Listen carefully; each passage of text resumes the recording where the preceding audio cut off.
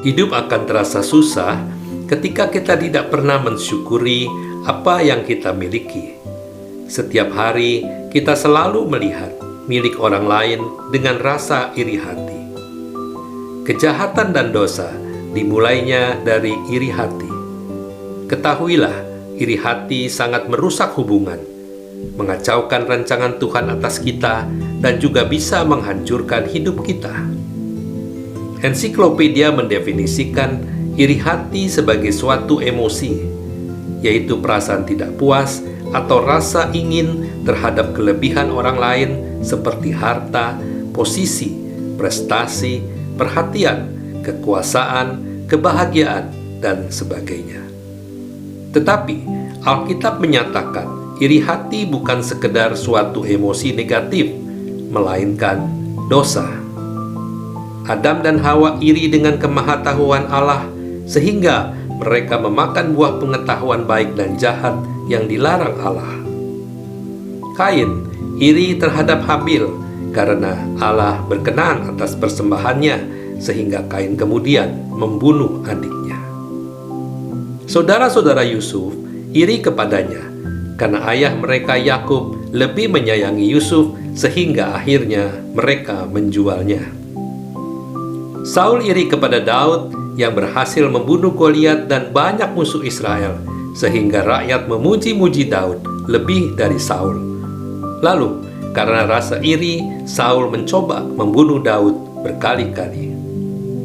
Orang-orang Farisi dan ahli Taurat iri kepada Yesus karena pengajaran dan pelayanannya diterima rakyat, lalu mereka kemudian menyalibkan Dia. Ketika kita mendengar dan melihat orang lain lebih baik dari kita, jangan kita komplain, apalagi protes, sebab segala yang terjadi dalam hidup ini adalah seizin Tuhan. Jika kita belum mengerti, simpan saja dalam hati, jangan dibahas, apalagi digosipkan, sebab semakin kita membicarakannya akan semakin memicu rasa iri. Dalam bekerja, berbisnis, termasuk melayani Tuhan, seringkali kita melihat terjadi percepatan. Ada orang yang belum lama kerja sudah naik jabatan. Ada orang yang berbisnis tiba-tiba menjadi kaya raya. Dan ada juga pelayan Tuhan di gereja yang datang belakangan tiba-tiba lebih diberi kesempatan. Semua itu haknya Tuhan. Kita tidak boleh komplain, protes, apalagi iri hati. Jagalah hati kita dengan segala kewaspadaan, sebab perasaan iri hati itu tersembunyi dan sangat berbahaya bagi kesehatan dan hidup kita. Karena iri hati dan dengki dapat berkembang menjadi dendam dan sakit hati. Ketahuilah, sebagian besar penyakit bisa terjadi karena sakit hati yang terpendam. Oleh sebab itu, mari uji hati kita agar terbebas dari iri hati. Pada akhirnya jabatan dan harta semuanya akan sia-sia. Untuk apa kita iri hati pada kesia-siaan? Nikmati saja hidup kita saat ini apa adanya, maka kita akan diberdekakan dari segala macam perkara, bebas dari akar pahit, dendam, dan sakit hati, serta yang terpenting, kita bebas dari segala macam sakit penyakit.